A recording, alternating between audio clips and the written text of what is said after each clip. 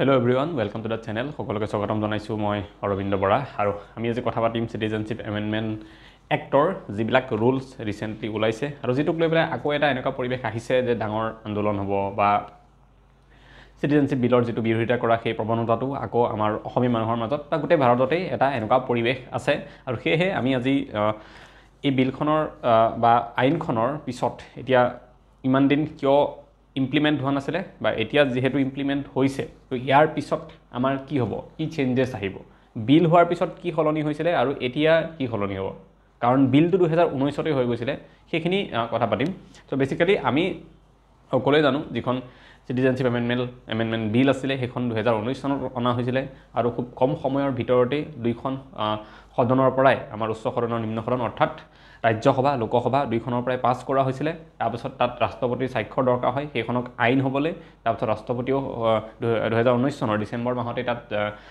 তেখেতে স্বাক্ষৰ কৰিছিলে আৰু সেইখন সিটিজেনশিপ এমেন্ডমেন্ট বিলখন এমেন্ডমেন্ট এক্ট হৈ গৈছিলে গতিকে এখিনি লাগে আমি জানো 2019 তে হৈছিলে আৰু তাক লৈ পেলাই বহুত প্ৰটেষ্ট হৈছিলে গোটেই ভাৰততে হৈছিলে আৰু অসমতো হৈছিলে আৰু তাৰ পিছত বহুতখিনি আমাৰ সুপ্ৰিম কোৰ্টত তাক লৈ পেলাই কিছুমান পেটিশনো ফাইল কৰা গৈছিলে যে এই যিখন আইন আছে সেইখন আনকনস্টিটিউশনাল হয় বা গোটেই ভাৰতত তেনেকুৱা এটা পৰিবেশ আছিলে আৰু অসমত আমাৰ যে আমাৰ অসমীয়া জাতিৰ কাৰণে আইনখন ঠিক নহব বুলি কিছুমান পেটিশন সুপ্ৰিম কোৰ্টলৈ গৈছিলে অসমৰ দল সংগঠন বিলাকে মিলি পেলাই কৰিছিলে এতিয়া আইনখন তেতিয়াই হৈছিলে পাসও হৈ গল ঠিক আছে কিন্তু তেতিয়াৰ পৰা আজিলৈকে সেই আইনখন লাগু হোৱা নাছিলে যেতিয়া এটা বস্তু আমি এটা প্ল্যান বনাও ঠিক আছে আমাৰ ক্ষেত্ৰটো হয় আমি প্ল্যান এটা ধুনিয়াকে বনাও যে মই পঢ়িম মানডেৰ পৰা পঢ়িম 7টা বজাত উঠিম ৰাতিপুৱা এটো পঢ়িম তাৰ পিছত এটো পঢ়িম গোটেই প্ল্যানখন বনালো সব হৈ গল মই ৰেডি আৰু মই এগ্ৰিও আছো যে এই প্ল্যানখনৰ মতে মই প্ৰসিড কৰিম তেতিয়াহে মই সাকসেস হ'ম কিন্তু ধৰিলক সেই প্ল্যানখন মই এক মাহৰ কাৰণে পেলাই থৈ দিলো তাক মই সেই প্ল্যানখনৰ মতে একো কাম কৰাই নাই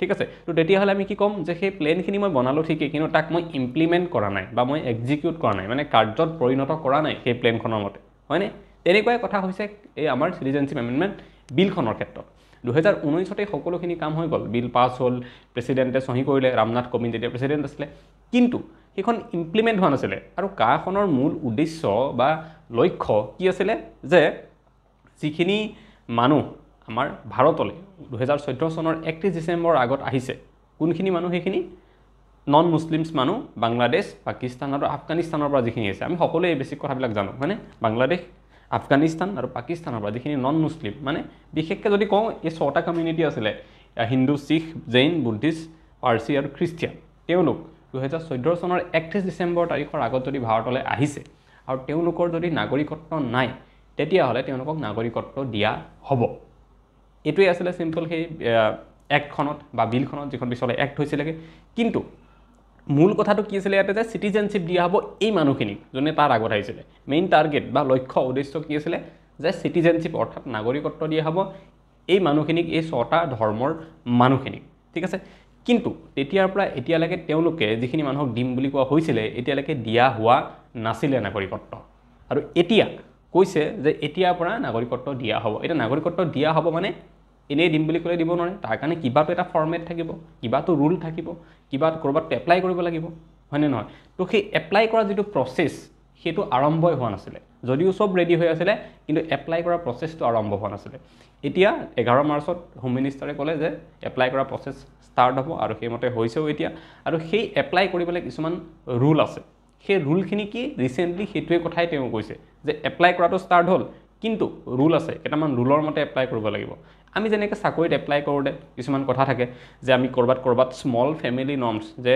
যদি মই বিয়া হৈছে মোৰ দুটাতকে যে বেছি ল'ৰা ছোৱালী নাই তেনেকৈ এখন যে ফৰ্ম সাবমিট কৰিব লাগে ডিক্লাৰেশন তাৰ পিছত মই যে এজ প্ৰুফ দিব লাগে এই ৰুল বিলাক আমাৰ ফৰ্ম এপ্লাই কৰোতে থাকে ন আমি চাকৰিৰ কাৰণে তেনেকৈ এতিয়া নাগৰিকত্বৰ কাৰণে সেই মানুহখিনি এপ্লাই যেতিয়া কৰিব তেতিয়া তেওঁলোকৰ কাৰণে কিছুমান ৰুল থাকিব সেই ৰুল কেটা কি সেইখিনি এতিয়া পাবলিশ কৰিছে আৰু এপ্লাই অনলাইন পৰ্টেলটো খুলি দিছে তেওঁলোকে ঠিক আছে এই সিম্পলি আমাৰ ৰিসেন্টলি যিখিনি কথা হল এইখিনি যে এপ্লাই আৰম্ভ হৈছে আৰু ৰুল কেটা দি দিছে ৰুল কেটা ইয়াতে কি দিছে যে কান্ট্ৰি অফ অৰিজিন তেওঁলোকে প্ৰুফ কৰিব লাগিব যেহেতু কোৱা হৈছিলে তাতে যে বাংলাদেশ আফগানিস্তান আৰু পাকিস্তানৰ পৰা অহা যিখিনি হিন্দু পাৰ্চী শিখ জৈন সেই মানুহখিনি আৰু খ্ৰীষ্টান বুদ্ধিষ্ট এই মানুহখিনিকহে যিহেতু দিয়া হ'ব নাগৰিকত্ব এই আইনখনৰ আণ্ডাৰত, গতিকে প্ৰথম কথা তেওঁলোকেতো এইটো প্ৰমাণ কৰিব লাগিব যে তেওঁলোকে বাংলাদেশ, পাকিস্তান বা আফগানিস্তানৰ পৰা আহিছেনে নাই, কাৰণ বেলেগৰ পৰা আহিলে নাগৰিকত্বটো নাপাব।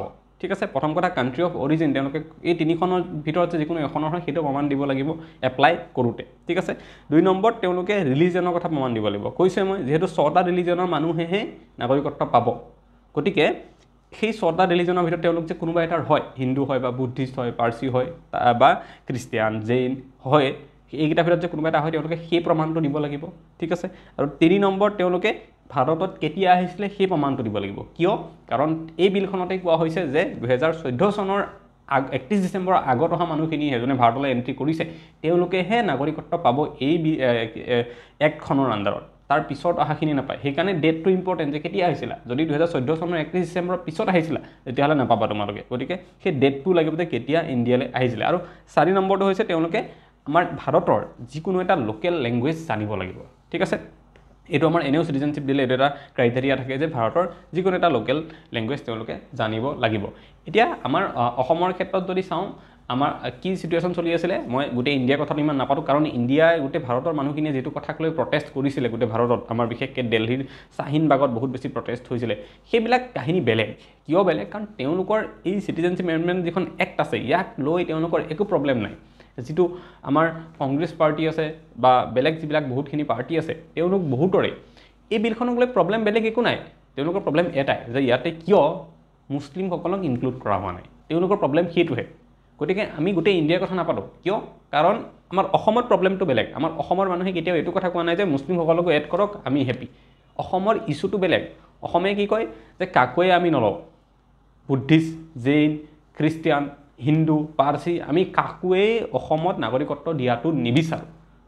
1971 চনৰ পিছত জুন আহিছে, 1971 চনৰ 25 মাৰ্চৰ পিছত জুন আহিছে, আমি কাকোৱেই নাগৰিকত্ব দিয়াটো আমি নিবিচাৰোঁ বুলি কয় অসমৰ মানুহখিনিয়ে। আৰু সেই 1971 চনৰ যিটো 25 মাৰ্চৰ ডেটটো সেইটো ক'ত মানে উল্লেখ কৰা হৈছে, আমাৰ অসম চুক্তিত সেইটো কথা উল্লেখ কৰা আছে। আৰু সেইটোৰ ওপৰত ভিত্তি কৰি এইটো NRC হৈছিলে আমাৰ, যে 1971 চনৰ 25 মাৰ্চৰ পিছত বা 25 মাৰ্চৰ পৰাই যদি কোনোবা অসমলৈ আহিছে ইলিগেলি তেওঁলোকক নাগৰিকত্ব দিয়া নহ'ব। আৰু 1971 চনৰ 25 মাৰ্চৰ আগলৈকে যিমান মানুহ আহিলে সেয়া লাগিলে হিন্দুৱে হওক মুছলমানেই হওক সকলোকে নাগৰিকত্ব দি দিয়া হৈছিলে, অলৰেডি সকলোকে নাগৰিকত্ব দি দিয়া হৈছিলে। গতিকে সিমানখিনি বুজা অসমে লোৱাৰ পিছত অসম আৰু ৰেডি নহয় যে তাৰপিছত আমি হিন্দু, মুছলমান, বুদ্ধিষ্ট, খ্ৰীষ্ট, পাৰ্চী, জৈন আমি কাৰোৱে বুজা নলওঁ বুলি অসমীয়াসকলে বা অসমৰ যিখিনি দল সংগঠন আছে তেওঁলোকে যোনে লিড লয় তেওঁলোকে সেইটো কথা ক'ব বিচাৰে। তো আমাৰ অসমৰ প্ৰব্লেমটো তাত।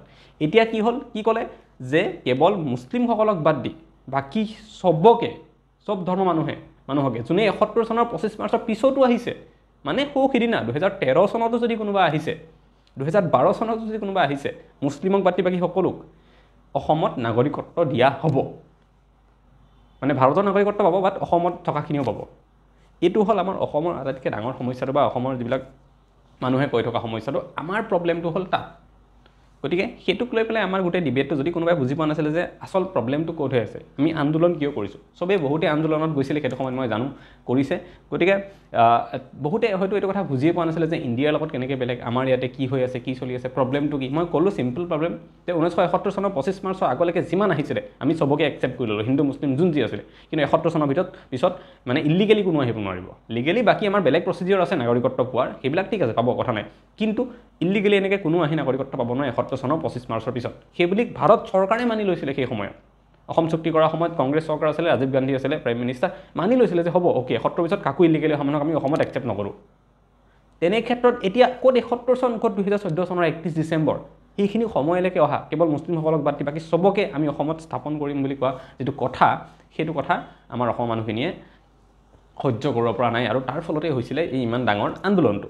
এতিয়া কথা হ'ল কি যে আৰু এটা ভুল কনচেপশ্যন যে এই বিলখন বা এই একখন আহিলে বহুত বাংলাদেশী আহি যাব, তেনেকুৱা নহয়। মই ক'লোৱেই যে 2014 চনৰ 31 ডিচেম্বৰ আগলৈকে যিখিনি মানুহ আহিলে তেওঁলোককে দিয়া হ'ব। নতুনকৈ আৰু যে এতিয়া মানুহ আহি পেলাই নাগৰিকত্ব দিব সেইটোতো বহুত দূৰৰে কথা। 2015 চন, 16 চন, 17 চন এই ৰিচেণ্ট ইয়েৰকেইটাত যদি কোনোবা আহিছে সেয়া লাগিলে হিন্দু, বুদ্ধি, পাৰ্চীজ, মুছলিম যোনেই হওক তেওঁলোককো নাগৰিকত্ব দিয়া নহয়। কিন্তু এইটো ভুল শিকিব নালাগে আমি, ঠিক আছে। আমাক বহুত মিছলিড কৰা হয় বহুতে আন্দোলনটো উৎপাত কৰিবৰ কাৰণে মিছলিড কৰে যে আহি যাম। মই শুনিছিলোঁ গুৱাহাটী ইউনিভাৰ্চিটিত পঢ়ি থকা ষ্টুডেণ্ট, অলদো মইতো নামানো যে ইউনিভাৰ্চিটিত পঢ়িলে বহুত মহান হৈ যায়, নলেজ হৈ যায়, কিছুমানটো এনেই যায়, ইউনিভাৰ্চিটি নালাগে, ৰিচাৰ্চ কৰা মানুহৰো একো নাথাকে, মই সেইবিলাকতো মানি নলওঁ। তথাপিও কৈছোঁ গুৱাহাটী ইউনিভাৰ্চিটিত পঢ়া ষ্টুডেণ্টৰ ভইচ মেছেজ শুনিছিলোঁ মই কান্দি কান্দি যে একদম 20 লাখ বাংলাদেশী আহি যাব অসমত, 25 লাখ বাংলাদেশী আহি যাব। আৰে এতিয়াতো নাহেই, অহাৰ কথাই নাই। যিখিনি অসমত আছে এতিয়া বৰ্তমান সময়ত সিহঁতৰো চবেই ইয়াতে নাগৰিকত্ব নাপায়। সিহঁতৰ কোনখিনিয়ে পাব? যিখিনি 2014 চনৰ 31 ডিচেম্বৰৰ আগত আহিছে সেইখিনিহে পাব। 2015 চন, আজিৰ পৰা কিমান বছৰ আগত, 9 বছৰ আগত অহা মানুহেও নাপায়। আজিৰ পৰা 8 বছৰ, 2016 চনত যদি কোনোবা আহিছে বাংলাদেশৰ পৰা, হিন্দু হওক লাগিলে, হিন্দু বেংগলী মানুহ হওক, নাপায় তেওঁলোকেও। ঠিক আছে, এইটো কথাও মই ক্লিয়াৰ কৰি দিয়াটো দায়িত্ব, কাৰণ বহুতৰ কনফিউজন থাকে, বহুতক মিছলিড কৰে মানুহে। ঠিক আছে, এতিয়া যিখিনি মানুহ আছে অলৰেডি ইয়াতে থাকিছে, আমাৰ অসমৰে হাৱা পানী খাই আছে, কিন্তু তেওঁলোকে নাগৰিকত্ব পোৱা নাছিলে। নাগৰিকত্ব নোপোৱা মানে কি, তেওঁলোকৰ ভোটিং ৰাইটছ নাই, চাকৰিত এপ্লাই কৰিব নোৱাৰে, বহুত তেওঁলোকে সুবিধাবিলাক নাপায় যিবিলাক আমাৰ মানুহে পাই থাকে, হয়নে? আমাৰ অৰুণোদয় পৰা আদি কৰি যিবিলাক যেনেকুৱা স্কিম যিবিলাক আছে, বহুত কথা থাকে। নাগৰিকত্ব পোৱাৰ লগে লগে ফাণ্ডামেণ্টেল ৰাইটছ তেওঁলোকে পাবলৈ আৰম্ভ কৰে, হয়নে? গোটেই ফাণ্ডামেণ্টেল ৰাইটছ আমাৰ যিমান আছে, গতিকে সেইবিলাক নাপায় নাগৰিকত্ব নাথাকিলে। এতিয়া তেওঁলোকে সেইখিনিও পাব। ঠিক আছে, যিখিনি মানুহ 2014 চনৰ আগলৈকে আহিছে। এতিয়া কিমান মানুহে পাব, এইটো এটা ডাঙৰ মানে আমাৰ আগত কুৱেশ্যন। এইটোক লৈ পেলাইতো গোটেই প্ৰটেষ্ট যে 20 লাখ আহি যাব, 30 লাখ মানুহ আহি যাব, হয়নে নহয়?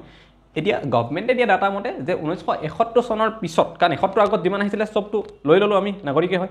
71 চনৰ পিছত আৰু 2014 চনৰ 31 ডিচেম্বৰৰ সময়লৈকে, এই সময়খিনিত, ঠিক আছে, এইখিনি সময়ত কিমান নন মুছলিম মানে হিন্দু, পাৰ্চী, শিখ, বুদ্ধিষ্ট এইবিলাক কিমান মানুহ অসমলৈ আহিছে যদি এটা ডাটা কওঁ, গভমেণ্টে কোৱা মতে 4 পৰা 5 লাখ মান মানুহ আহিছে, আৰু সেইখিনিয়ে আছে অলৰেডি তেতিয়াৰ পৰা অসমত আছে, কিন্তু নাগৰিকত্বটোহে জাষ্ট পোৱা নাই, আৰু এতিয়া সেইটো পাই যাব।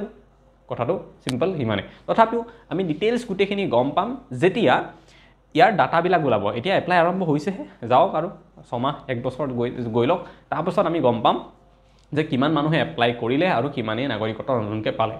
জলজল পটপটকৈ ওলাই যাব এইবিলাক। আমি RTI কৰিব পাৰিম, বা বিভিন্ন দল সংগঠন আছে তেওঁলোকে RTI কৰিব, বা অপজিশ্যন পাৰ্টিবিলাকে কৰিব, লিষ্ট আমাৰ আগত উলিয়াই দিব যে 1 লাখে পালে, 2 লাখে পালে, 3 লাখে পালে, এইখিনি কৰিব। ঠিক আছে, আৰু বহুত বেছি একো আমি চিন্তা কৰিব নালাগে, কাৰণ যিসকলে আছে গভমেণ্টত, আমাৰ অসমতো হওক, গোটেইখিনি অসমীয়া মানুহে, লিড যিবিলাক ৰুলত আছে, সৰ্বানন্দ সোণোৱাল ডাঙৰীয়া হওক, মুখ্যমন্ত্ৰী হিমন্ত বিশ্ব শৰ্মা ডাঙৰীয়া, তেওঁলোকতো অসমীয়া মানুহ ন, তেওঁলোকে আৰু ইমান কিবা বেয়া বিচাৰিব নেকি? মই আন্দোলন নোহোৱাটো বিচাৰোঁ বৰ্তমান সময়ত, কাৰণ এটা ভাল পৰিৱেশ অসমত লাহে লাহে আহিছে, বিভিন্ন ইণ্ডাষ্ট্ৰী পৰা আদি কৰি বহুতখিনি ডেভেলপমেণ্ট আমি দেখিছোঁ। গতিকে নিবিচাৰোঁ যে আকৌ এটা সেনেকুৱা হওক, কাৰণ গুৱাহাটীতে আছিলোঁ মই, ইমান দিন গুৱাহাটীত থাকিলোঁ 2014 পৰা। সেই কেৱৰ সময়ত গুৱাহাটীখন যেনেকুৱা এটা অৱস্থাত মই দেখিছোঁ, আন্ধাৰ মুন্ধাৰ, ৰাস্তাত জুই জ্বলি থকা, চব ভাঙি চিঙি চেচ, এনেকুৱা অৱস্থাত মই গুৱাহাটীখনক 10 বছৰৰ আগতে কেতিয়াও দেখা নাছিলোঁ। তো বেয়া লাগে, কিন্তু তাৰ ফলাফল কি হ'ল? আপোনালোকে যিসকল মানুহক অসমীয়াৰ একদম লিডাৰ বুলি ভাবে, সেইবিলাক মানুহে আহি বিজেপিত জইন কৰিলে, আৰু যিজন সৰ্বানন্দ সোণোৱালক আপোনালোকে গালি পাৰি থাকিলে, সেইজন সৰ্বানন্দ সোণোৱালেই কিন্তু IMDT এক্ট বাতিল কৰাইছিলে ছুপ্ৰিম কোৰ্টত গৈ পেলাই। গতিকে চাব এদিন IMDT এক্টখন কি হয়। গতিকে আপোনালোকে সেই সৰ্বানন্দ সোণোৱালক অসমীয়াৰ শত্ৰু সজাই পেলালে বহুত মানুহে, আৰু যিবিলাক মানুহক আপোনালোকে অসমৰ আমাৰ মূৰৰ ওপৰত উঠাই ৰাখিলে, ছাত্ৰ সন্থা কিবা কিবি, ৰিচেণ্টলি দীপাংকৰ নাথে গৈ বিজেপিত জইন কৰিলে। গতিকে ভুল নাযাব। মই পলিটিকেল কথা নকওঁ, মোৰ বা নিজৰ অপিনিয়ন নিদিওঁ, যদিও মই বহুতখিনি কথা জানো, বা আমি এই ভিডিঅ'টোত কিবা ইণ্টেলেকচুৱেল কথা পাতিবও নিবিচাৰোঁ। এতিয়া ইণ্টেলেকচুৱেল কথা পাতিম বুলি ক'লেতো 1 ঘণ্টা মই বহুত কথা বেলেগ ক'ব পাৰোঁ, বহুত আছে, বহুত কথাই ক'ব আছে, কিন্তু সেইবিলাক কথা নাপাতোঁ, কাৰণ সকলোৱে বুজি পোৱাকৈ মই চিম্পলি কথাখিনি ক'ব বিচাৰোঁ আৰু ক'লোঁ। গতিকে আশা কৰিম দিনবোৰ ভালে যাওক আগলৈও, আৰু আকৌ এটা এনেকুৱা নতুন ভিডিঅ' লৈ পেলাই লগ পাম। আজিলৈ ইমানেই, থেংক ইউ।